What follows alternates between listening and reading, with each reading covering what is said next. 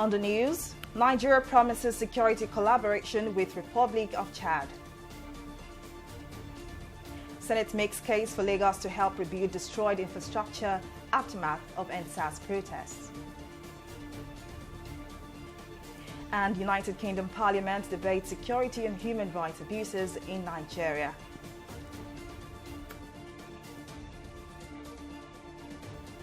Glad to have you here on News Now. I am Folashade Ogurinde. Nigeria will always be there for the Republic of Chad, as the two countries are not just neighbors but brothers. President Muhammadu Buhari made a pledge at the State House Abuja on Tuesday while receiving a special envoy from President Idris Deby of Chad. President Buhari said Nigeria appreciates the support she was getting in tackling insecurity from the neighboring country, adding that the instability of Libya after 42 years of Muammar Gaddafi affects all the countries in the Sahel region. More on the news, the Senate is urging the federal government to establish a special economic assistance and 1% of VAT to Lagos and other states involved in the destruction that followed the #NSAS protests. The issue was brought up during Tuesday's plenary as lawmakers asked the Senate to assist Lagos in its rebuilding efforts following the destruction that took place during the NSAS protest. The lawmakers said various states affected by the NSAS protests need government intervention to enable them build the economy and also restore peace and security in the affected states. Private and public assets destroyed by hoodlums in Lagos was estimated to be in the region of 1 trillion naira by the governor of Lagos State, Babajide Sanwo-Olu. The Senate accordingly resolves to urge the federal government to set up a visitation panel to assess the level of destruction of public and private assets in Lagos. 2, urge the federal government to establish a special economic assistance to Lagos State in recognition of its strategic socio-economic significance by paying a financial grant in aid of not less than 1% of the share of revenue allocated to the federal government in the federal account. Urge the federal government to commit to assisting Lagos State in rebuilding the state after the wanton destruction of lives and properties by giving 1% of VAT and collections to Lagos State. Some lawmakers, however, said states that have been affected by other forms of crisis should be considered, since judicial panels have been set up to investigate on the occurrences in those states instead of concentrating only on victims of the NSAS protests. The issue is that whenever there are destructions, it is the role of government to adequately provide compensation, especially to the fact that government is supposed to protect life and properties. But where there is a problem like this, I think it is very important that other similar issues should also feature. Senate also urged the federal government to set a visitation panel to assess the extent of damages done during the protest. Nigerians have continued to react to the economic downturn in the country, which has resulted in another recession. Overdependence on oil, lack of production and excessive borrowing were identified as the cause of Nigeria's economic crisis. TV360's Abisola Adebayo now reports. The Minister of Finance, Zainab Ahmed, had said the country will exit the recession very soon, as government is already at work to ensure this, just as President Muhammadu Buhari blamed the situation on the coronavirus pandemic. Some Nigerians agreed with the government that the recession is caused by economic meltdown occasioned by the pandemic. They said Nigeria is not the only country that is economically challenged at this period.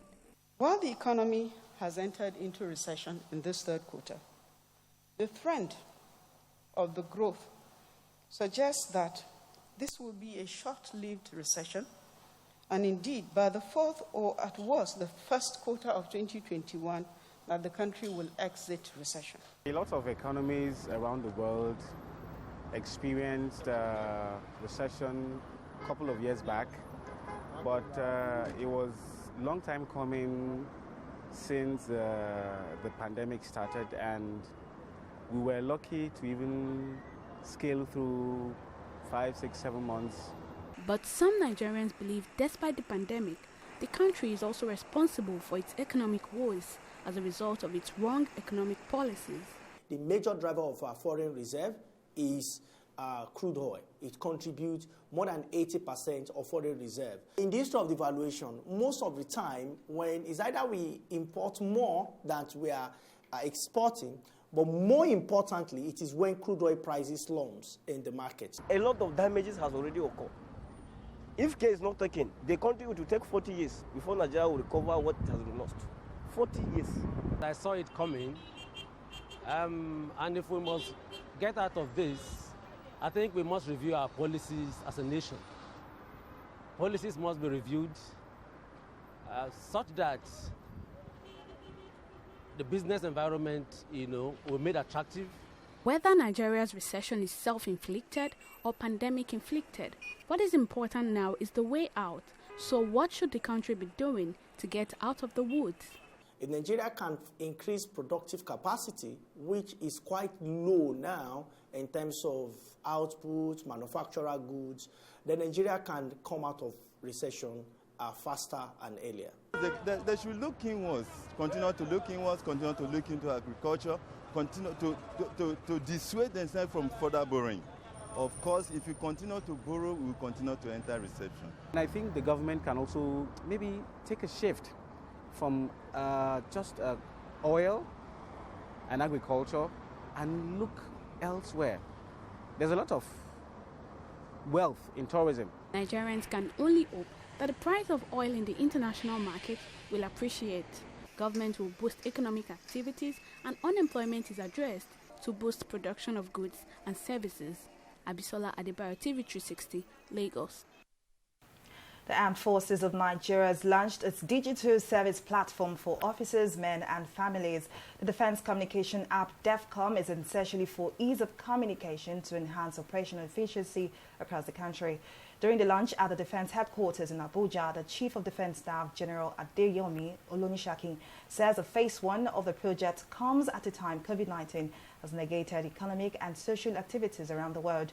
Represented by the Chief of Technology Defense Headquarters, Air Vice Marshal Jono Osaho, Olonishakin adds that the dependence on communication and broadband services for military operations has yielded positive results. The extension of the DSP to the Armed Forces of Nigeria ecosystem will no doubt enhance our operations because it will bring vibrancy to the welfare package for personnel across our units and formations nationwide.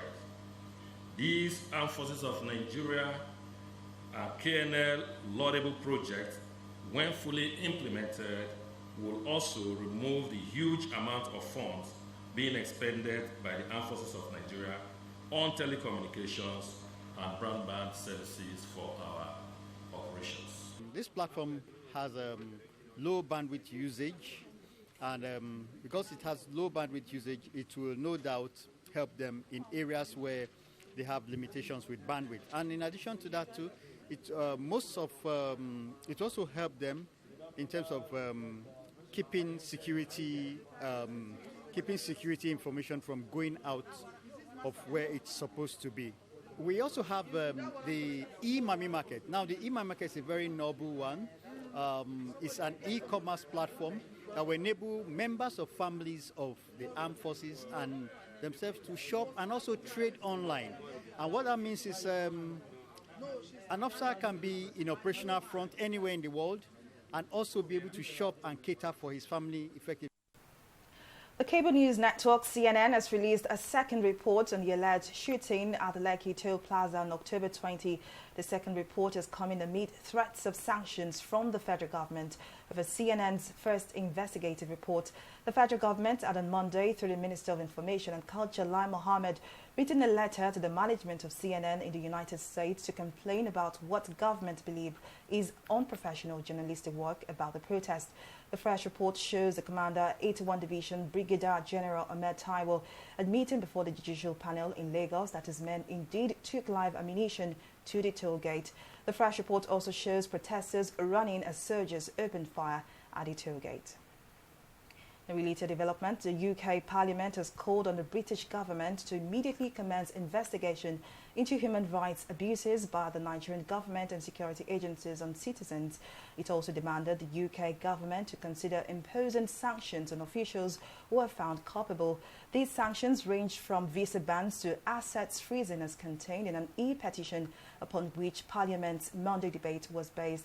A total of 220,330 people had signed the petition, with over 2,000 of the people in the petition. The people accused the Nigerian government and security officials of human rights abuses and extrajudicial killings. In a deliberation which took place on Monday, the Parliament condemned the killing of peaceful protesters and called on the Nigerian government to uphold the rule of law. We'll take a break here, but still to come. Presidential Task Force on COVID-19 advised Nigerians to shelve Christmas journeys to stop spike in infections.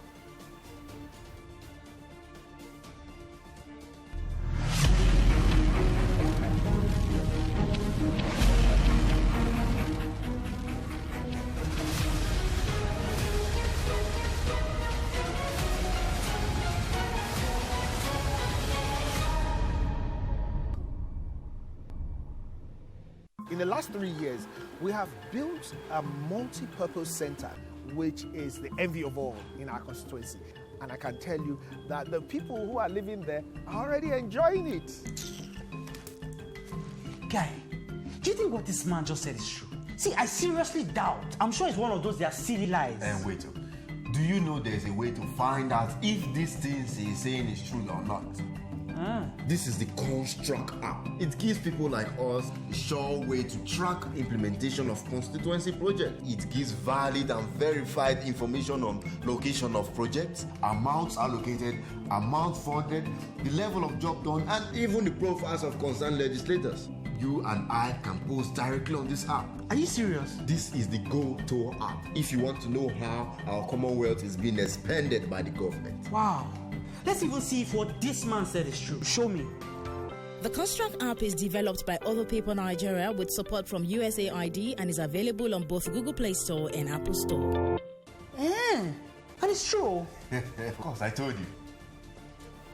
Welcome back. Now let's take a recap of some of our top stories. Following the wanton damage by hoodlums during the NSAS protest, the Nigerian Senate is asking the federal government to support the rebuilding of Lagos infrastructure.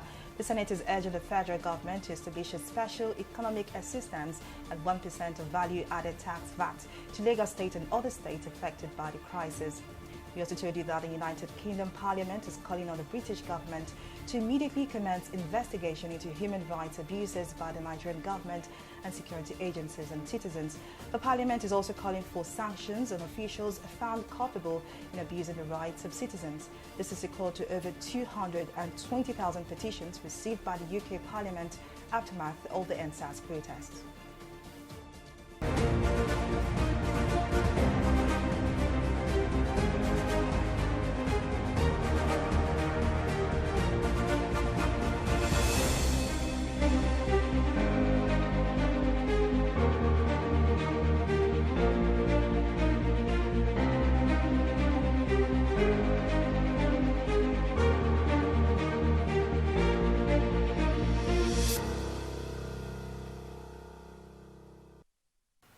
Welcome back. Let's turn our attention now to COVID-19 updates. Nigeria has recorded one new casualty from the COVID-19 pandemic, bringing the country's total death toll to 1,168, according to the Nigeria Center for Disease Control, NCDC. 56 new cases were recorded in the last 24 hours, bringing the total infections to 66,439. The NCDC, in its daily update of the infection, also confirmed that 62,241 persons have recovered and have been discharged in different isolation centers across the country.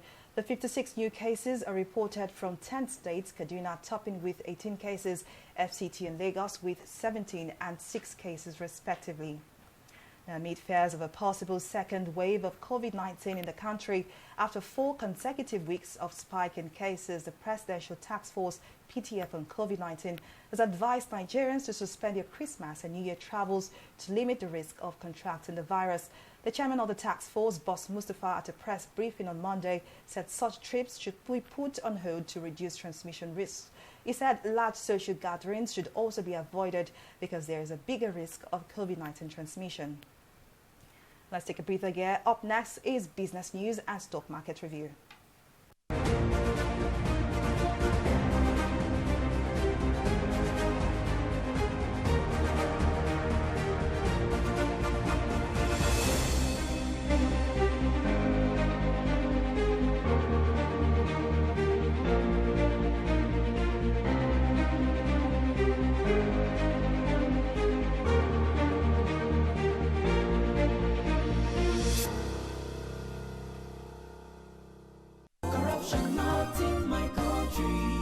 It's about the files your secretary presented to me regarding the company's salary. Yes, the figures don't seem to add up.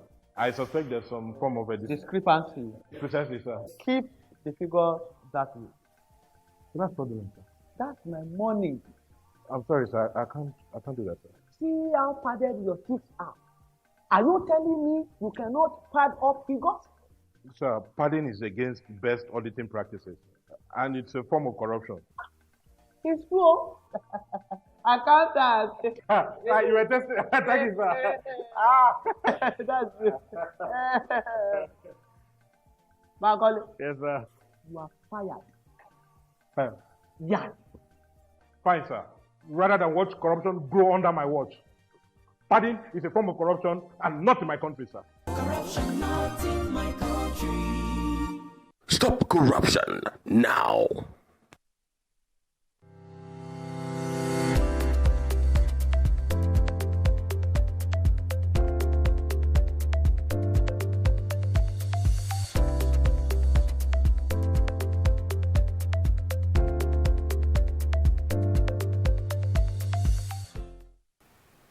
Welcome back. Now we join Jerusha Amara Egbo for the latest in business and the stock market. Thank you, Fola Shade. The Organization of Petroleum Exporting Countries, OPEC, has projected 6.2 million barrel per day growth in oil demand in 2021.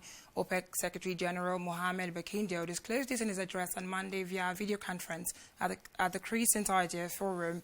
Bakindo said OPEC outlook for 2020 oil demand is now slightly above 90 million BDP, implying a sharp decline of nearly 10 million BD from where the year started, an almost 11 million BD contraction compared to what was forecast in January amidst the COVID-19 threats.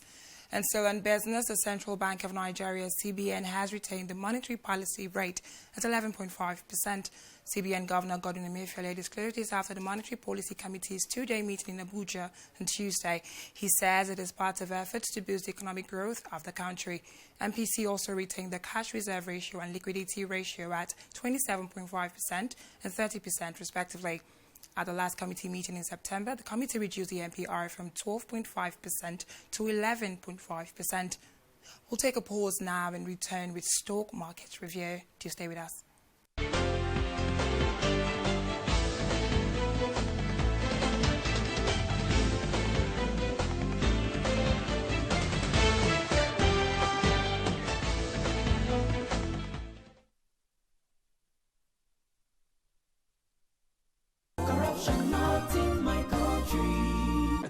That was a very good business. Yeah. The furniture you brought was very perfect. But that's how we roll. Because let me do you receipts. Yeah. How much was it again? 1 million naira. Okay, write 2.5.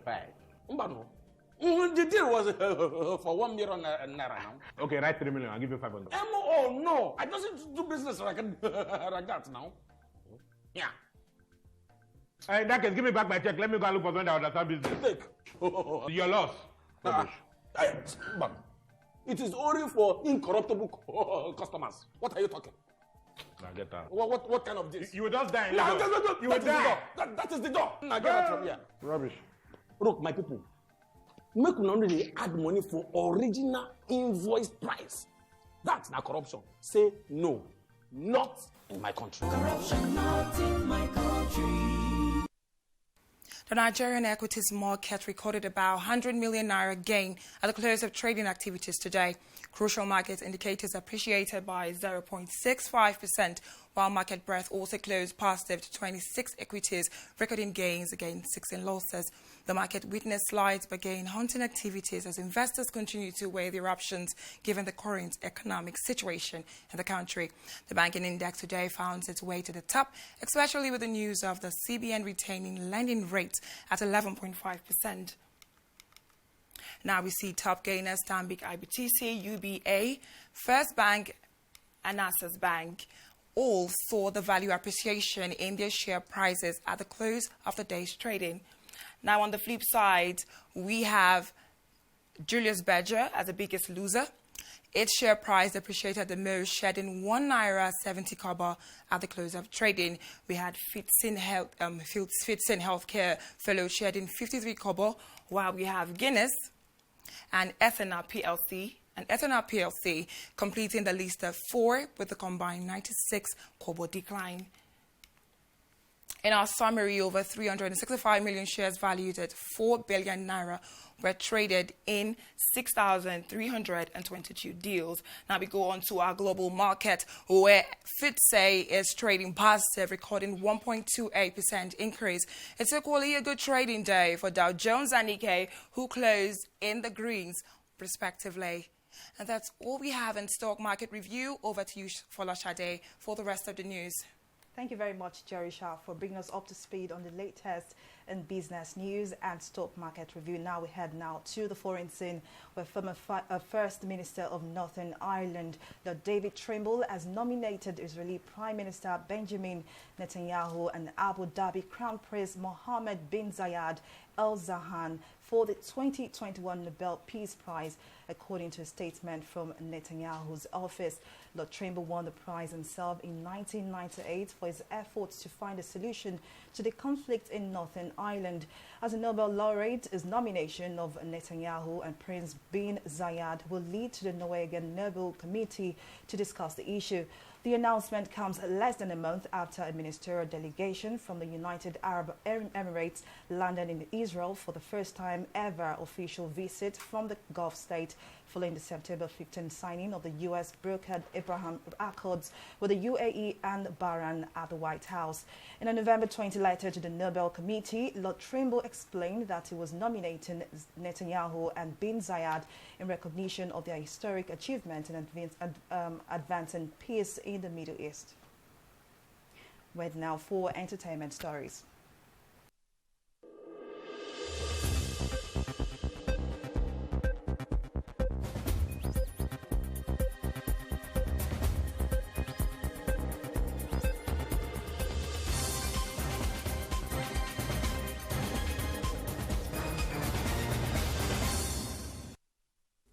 Nigerian content creator and comedian Ayobami Ajewole, popularly known as Wole Agba, has gifted 3 of his crew members a car each. One of his crew members, Dele, who is referred to as his son in his comic videos, took to Instagram to express joy and gratitude to Wole Agba. A big congratulations to Dele and every member of the crew. Toke Makinwa has slammed Reno on mockery for his post shading divorced women and slay queens. On Monday, November 23rd, Reno shared a post on his Twitter handle where he threw jabs at divorced women and slay queens by using throwback pictures of former First Lady, late Mariam Babangida. Toke felt the jab was directed at her, and in a series of tweets posted via a Twitter page, the multi-talented media personality took a swipe at mockery. Toke described Reno as an embarrassment. She also pointed out that being divorced is nothing to shame anyone about. Award-winning highlife king Flavour Nabanya has officially announced the release of his 8th full-length album, Flavour of Africa. The album is set to be released online on December 4th. However, pre-order of the album started on Tuesday at 5 p.m. This new album is a follow-up to his last album, Awele, as well as his belated 2019 EP with Chidima. At this time, not much is known about the album, but it's to be released by 1 p.m. and Flavour's tonight's entertainment. And that's all we have for you on the entertainment segment of News Now.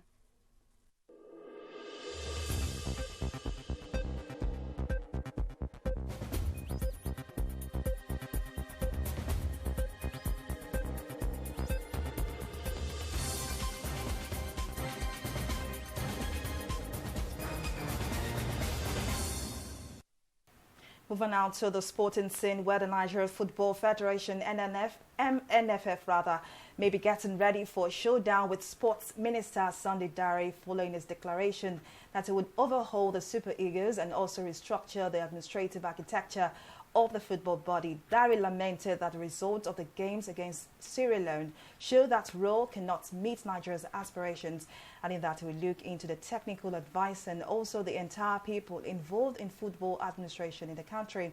However, a top official of the NFF countered Dare's claim yesterday, saying that the sports minister does not have the power to overhaul the football body. The angry NFF officials said the presidency does not support Dare's position against NFF and the Super Eagles. Sports analyst Salihu Ibrahim joins us via Skype from Benin in Edo State to look at this issue. Thank you very much for joining us, Salihu. Now, in the light of the performance of the Super Eagles, throwing away 4 goals lead to the Leon Stars and a call by some ex-internationals about the running of football, do you think it is wrong for the minister to carry out an overhaul of Nigeria's football? The question is not really whether the Honorable Minister of Sports is right or wrong in carrying out an overhaul of Nigerian football. The question will be, what will be the consequences of him carrying out that said overhaul? Definitely, we still need to know if it's right. I mean, you are, a stakeholder in the world of football, and definitely there will be 2 sides to this. With regards to the recent performance of the Super Eagles, some would feel that Sunday Dare's position is right, and some would feel that it is wrong. But before you go into what you said, I really want to know, do you think his position to overhaul the Super Eagles and the body of football in Nigeria, do you think this is the right move by the Minister of Sports or not? Look, it would be important for us to understand the whole situation. That's why I was trying to say the question really shouldn't be whether it is right or wrong. As a sports journalist, I was disappointed that the Super Eagles failed to beat Sierra Leone home and away. I was at the Samuel Okomedia Stadium when they were 4-0 up in that first half, and then somehow that match ended 4-4. So I was really, really disappointed. So from that perspective, everybody will say, oh, it is right for the minister to do what he is proposing to do. All right. But the consequences, what will be the consequences of that action? Football administration, as even in Nigeria, does not exist in a vacuum. We belong to the World Football Governing Body, FIFA. We are a member association of FIFA. And if the minister or anybody in Nigeria outside the Nigeria Football Federation attempts to overhaul football administration in Nigeria, the person will be violating Article 14 and Article 19 of the FIFA statutes. It is there, it's online. People can go and check the 2019 FIFA statute. Article 14 deals with the obligations of member associations. Article 19 deals with the independence of the member associations. Both of them are saying that third parties should not be allowed to interfere in the affairs of member associations, in this case, the Nigeria Football Federation. So the Honorable Minister of Sport would not be right if you look at the FIFA statute. But from a Nigerian perspective, because we are all angry, we all feel that Kenneth Raw, with the money that Nigeria is paying him, should be doing better. So, now, Salihu, I'm sorry to interrupt you here. You've spoken about consequences. Now, how easy do you think this would be for the minister, considering the fact that it may be coming against some vested interests in the football circle? Sorry, can you please repeat the question? I didn't get it. Now, what I said is you've spoken about the consequences. I mean, that was the point you wanted to make. But how easy do you think it would be for the minister, considering the fact that, you may be coming against some interest in the football circle? Just like I said earlier, some people would think this is the right move in the right direction, and some, of course, would think the opposite. But how easy do you think it would be for him? It's not going to be easy. I'm sure the Honorable Minister of Sports understands football administration. He knows what is in the FIFA statute. And there is even a new development to that. The Honorable Minister of Sports met with the hierarchy of the Nigeria Football Federation today, which is the thing that he should have done. When he was disappointed and angry at the performance of the Super Eagles, he should have called the Nigeria Football Federation and asked them what is the way forward, or tell them, okay, look, this is what I want us to do. This man, I don't think is good enough to manage the Super Eagles and all of that. So if anybody is to overhaul football administration in Nigeria, it is the NFF, not the Honorable Minister, not the presidency, not all right, the thank you very much for clarifying that. So but in just 30 seconds, because of our time. Now, someone who has played the game in the past, I mean, you've been in this football industry for a while, for a long time now. And also as an analyst, do you think the Super Eagles can take the country high in the coming Nations and World Cups?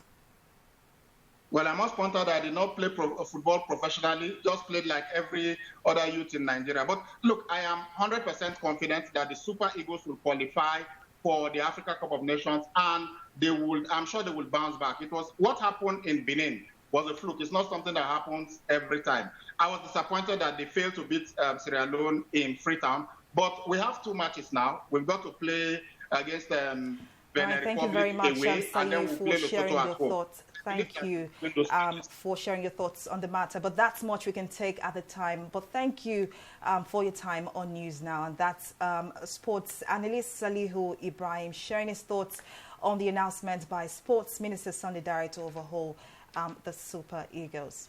And that's it on our package. Thank you for watching. I am Folashade Ogrinde.